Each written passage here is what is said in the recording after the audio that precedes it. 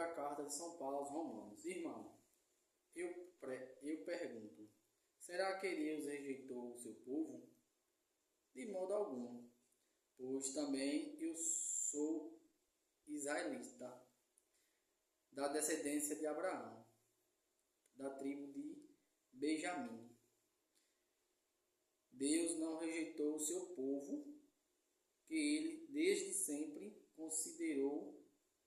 Eu pergunto, acaso ele tropeça para cair? Não, de modo algum. De fato, o passo em falso que eles derem serve para salvar os pagãos. E a salvação dos pagãos, por sua vez, deve servir para despertar ciúmes neles. Ora, se o passado em falso deles foi riqueza para o mundo, e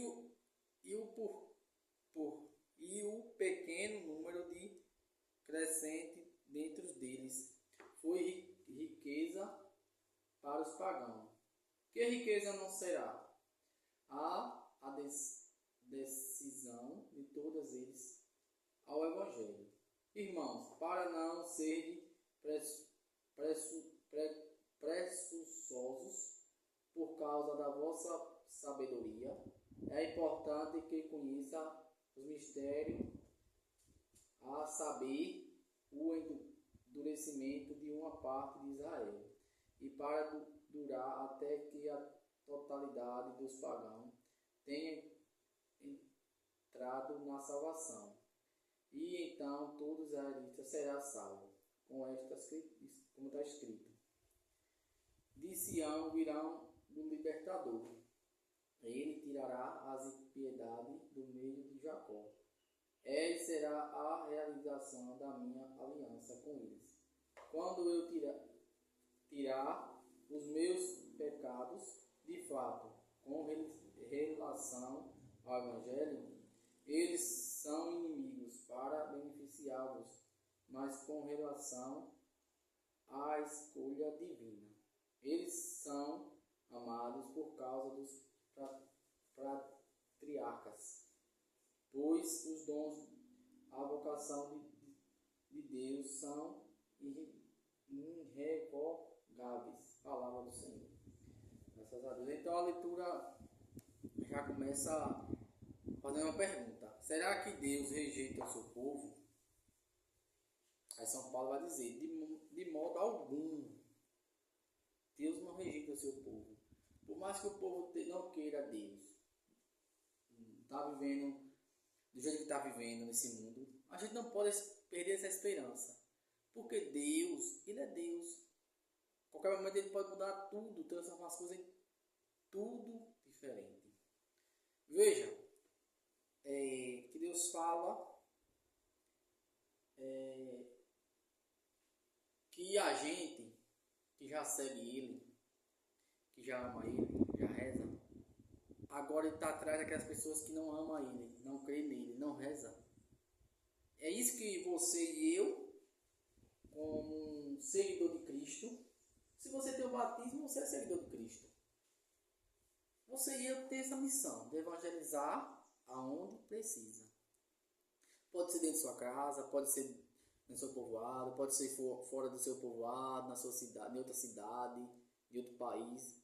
Mas sua missão e a minha missão como batizado é anunciar a boa nova.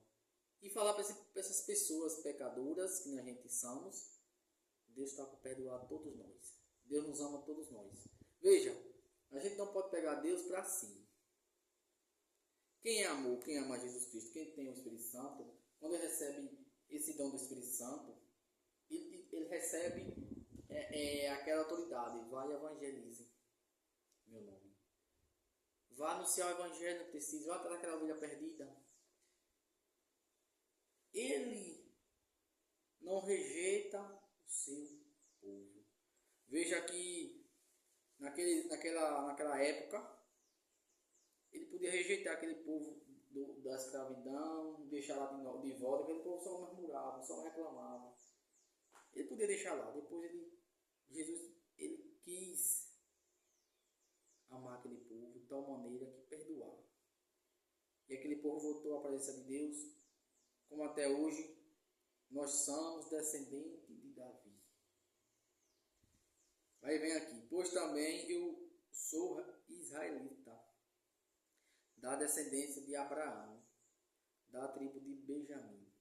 Deus não rejeitou o seu povo, que ele desde sempre considerou. Eu pergunto, acaso eles tropeçam para cair?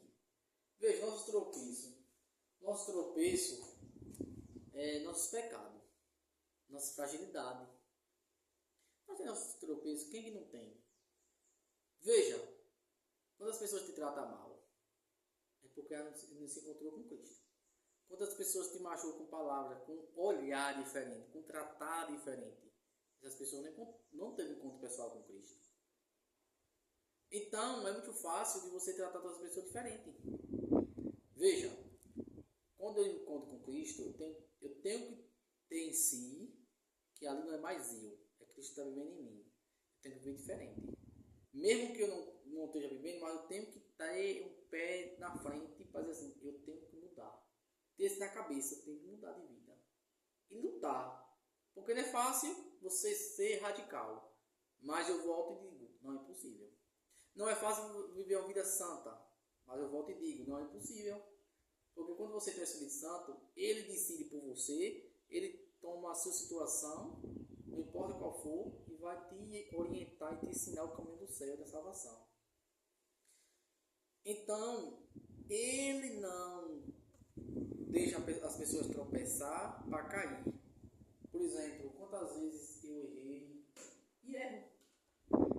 Mas eu sei que aquele tropeço é para levantar outras pessoas através do meu tropeço, dos pagãos. Os pagãos perceber que eu sou igual a eles. Eu sou igual a eles. Erro, humanidade. Veja, é muito fácil você julgar. Mas não é fácil você ter misericórdia. Você ter compaixão. Você viver o que Cristo viveu. Quando você tropeçar, veja que fala que acaso eles tropeçam para cair? Não, de modo algum. De fato, o passo em falso que eles derem serve para a salvação dos pagãos. Então, veja, nossos tropeços, nossas quedas, serve não é para a gente ficar caído. É para a gente levantar e erguer de novo e dizer para aquelas pessoas ao nosso redor que a gente caiu, eles podem ser salvos também. Que aí eles vão dizer assim, ó, fulano não quer ser santo, não fez isso de errado, fez aquilo. Aí é algo que eles viram, que você caiu, que você é frágil, é de carne e osso, é ser humano. Aí vai dizer, eu também posso, fulano não está lá na igreja fazendo isso, eu também posso. Então vai ter essa inspiração para eles. E aí eles vão vir e vão ser salvos. Aí veja. A salvação dos pagãos, por sua vez, deve servir para despertar ciúmes nele. A salvação dos pagãos, por sua vez, deve despertar ciúmes neles. Ora, se o passo em falso, eles foi riqueza para o mundo, e o pequeno número de crescente deste entre eles foi riqueza para os pagãos, que riqueza não será a decisão de todos eles ao Evangelho.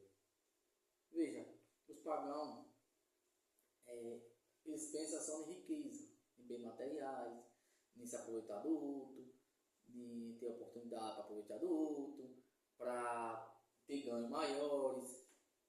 Mas quando ele se converte no Evangelho, você vê que quando a pessoa paga se converte, é tão radical que vem para ser um pastor de igreja, uma pessoa importante na igreja, para demonstrar para os outros pagãos que via ele, que convivia com ele, que é possível ser salvo. E essa pessoa, quando se converte em pagão, ele salva a família inteira e muitas das vezes a maioria dos colegas. Não vou dizer que salva todos, porque não tem como salvar todos, mas a maioria pode salvar. E a família. E aí ele vai levar uma vida tão preciada, tão agraciada em Deus, que aí ele não tem mais pensamento de viver aquela... Por mais que venha o pensamento de vontade de tomar uma cerveja, por mais que tenha vontade de tomar aquela vida que ele tinha, prostituição, mas ele vai se firmar, porque o Espírito Santo está com ele, e ele vai se firmar onde ele está. E aí vai evangelizar, vai ser uma pessoa assim.